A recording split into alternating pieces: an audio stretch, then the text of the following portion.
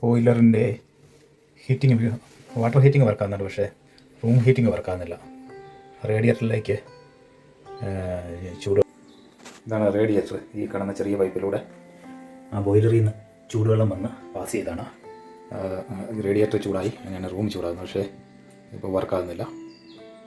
അപ്പോൾ ഒന്ന് ചെക്ക് ചെയ്യാൻ പോകുന്നത്. നെറ്റിൽ നോക്കിയപ്പോൾ, ഇൻ്റർനെറ്റിൽ നോക്കിയപ്പോൾ സെൻട്രൽ ഹീറ്റിംഗ് പമ്പ് ജാം ആകുന്നതായിരിക്കും.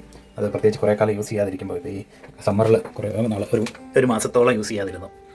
അങ്ങനെ വരുമ്പോൾ സെൻട്രൽ ഹീറ്റിംഗ് പമ്പ് ജാം ആകുന്നതായിരിക്കും എന്നാണ് ഇൻ്റർനെറ്റിൽ പറയുന്നത്. അപ്പോൾ ഇതിനകത്ത് സെൻട്രൽ ഹീറ്റിംഗ് പമ്പ് എന്ന് പറഞ്ഞൊന്നും തന്നെ കാണാനില്ല. ഇവിടെ ഒരു സ്ക്രൂ തിരിക്കാനുള്ളത് കാണുന്നുണ്ട്, അതുപോലെ ഇവിടെയും കാണുന്നുണ്ട്. അപ്പോൾ ഇത് രണ്ടും ഒന്ന് തിരിച്ച് നോക്കാം വർക്കാവുന്നുണ്ടോ എന്ന്. ഇല്ലെങ്കിൽ ബോയിലറിൻ്റെ കേസ് ഊരി നോക്കേണ്ടി വരും അകത്ത്. എന്തായാലും ഇതൊന്ന് ചെറുതായിട്ട് തിരിച്ച് നോക്കാം.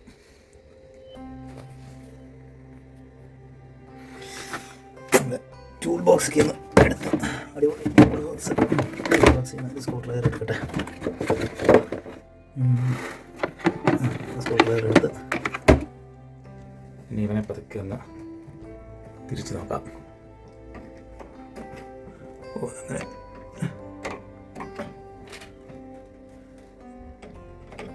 ഇത് പോരാ, വലിയ സ്ക്രൂ ഡ്രൈവർ വേണം. അപ്പം അതുകൊണ്ടൊന്നും ഓണായി കാണുന്നില്ല. ഓണായി കഴിഞ്ഞാൽ ഇവിടെ ഗ്രീൻ ലൈറ്റ് തെളിയേണ്ടതാണ്. പക്ഷെ ഓണായിട്ടില്ല. അതുകൊണ്ടൊന്ന് ഊരി നോക്കാം.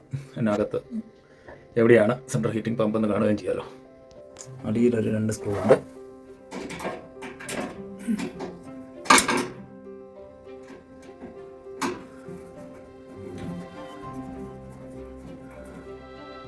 ഇവിടെ ഒരു സ്ക്രൂ, അതുപോലെ ഇവിടെ ഒരു സ്ക്രൂ.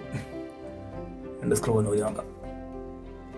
അപ്പോൾ അടി ഫ്രീ ആയിട്ട് ഇതിനും മുകളിലൂടെ ഊരിയെടുത്ത മുകൾ ഭാഗം കൂടെ ഊരിയെടുക്കുക. അങ്ങനെ നമ്മൾ ബോയിലറിൻ്റെ കോമ്പി ബോയിലറിൻ്റെ കൂടെ പൂരിയിരിക്കുകയാണ്. ഇപ്പോൾ അതിനകത്തുനിന്ന് എന്താണ് സെൻട്രൽ ഹീറ്റിംഗ് പമ്പ് കണ്ടുപിടിക്കുന്നത്. സെൻട്രൽ ഹീറ്റിംഗ് പമ്പ് എവിടെയാണ് സെൻട്രൽ ഹീറ്റിംഗ് പമ്പ്? ഈ കാണുന്നതാണ് സെൻട്രൽ ഹീറ്റിംഗ് പമ്പ്. അതിനകത്ത് ജാമായി പോയതാകാനാണ് സാധ്യത. പക്ഷെ അത് തിരിക്കണമെങ്കിൽ ആദ്യം ഇവിടുത്തെ ഈ കൺട്രോൾ ബോർഡ് ഇവിടെ നിന്ന് മാറ്റണം. അപ്പോൾ അതിനെ പതുക്കനെ ഇളക്കി മാറ്റി നല്ല സ്ഥലമാക്കട്ടെ. ഈ ബോർഡിൻ്റെ ഓരോ സൈഡിലും ഒരു ക്ലിപ്പ് കാണുന്നുണ്ട്. ഇവിടെ ഒരു ക്ലിപ്പ്, അതുപോലെ തന്നെ ഈ സൈഡിലൊരു ക്ലിപ്പ്. ആ 2 ക്ലിപ്പിലൂടെ പിടിച്ച് ഇങ്ങനെ മാറ്റിയെടുക്കാം. ഓക്കെ, ക്ലിപ്പ് റിലീസ് ചെയ്ത് കഴിഞ്ഞപ്പോൾ അതായത് ക്ലിപ്പിങ് റിലീസ് ചെയ്ത് കഴിഞ്ഞപ്പോൾ ക്ലിപ്പ് റിലീസ് ചെയ്തപ്പോൾ ഇത് ഈസി ആയിട്ട് ഇങ്ങനെ താഴോട്ട് വരുന്നുണ്ട്. ഇനി ഇതാണ് നമ്മുടെ സെൻട്രൽ ഹീറ്റിംഗ് കൺട്രോൾ പമ്പ്.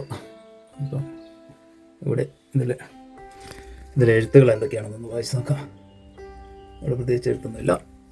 അങ്ങനെ പ്രത്യേകിച്ച് നിലയിൽ നമുക്ക് ഇത് ചെയ്യുന്നതിന് മുമ്പ് തുറക്കുമ്പോൾ കുറച്ച് വെള്ളം വരാൻ സാധ്യതയുണ്ട്. അതുകൊണ്ട് കുറച്ച് പ്ലാസ്റ്റിക് ഇട്ട് കവർ ചെയ്തിട്ട് അതിന് മുകളിൽ കുറച്ച് തുണി വെക്കാം. അഥവാ വെള്ളം വന്നു കഴിഞ്ഞ് കഴിഞ്ഞാൽ മറ്റു ഭാഗങ്ങളിലേക്കൊന്നും വെള്ളം കയറാതിരിക്കാനായിട്ട്.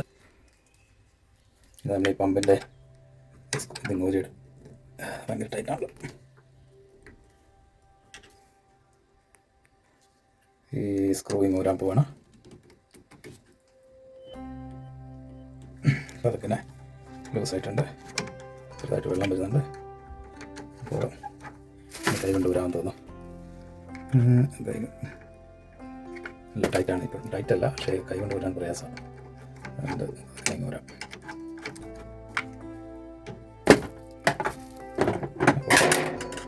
സംഗതി ഊരി കിട്ടി കഴിഞ്ഞാൽ വെള്ളമുള്ളതൊക്കെ ഒന്ന് ഉപ്പിയെടുത്ത്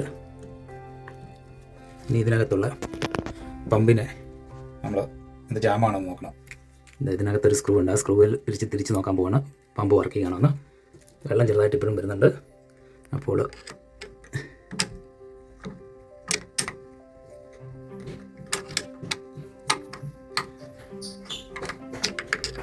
പമ്പ് റൊട്ടേറ്റ് ചെയ്യുന്നുണ്ട്.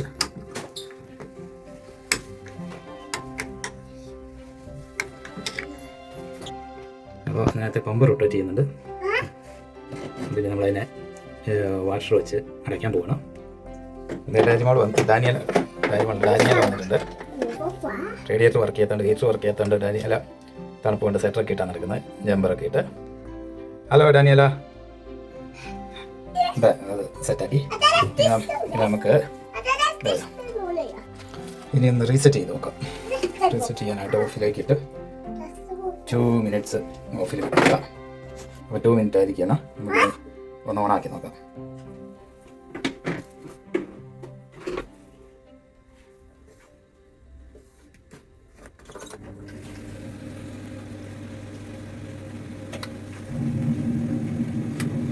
Okay, success, thank God.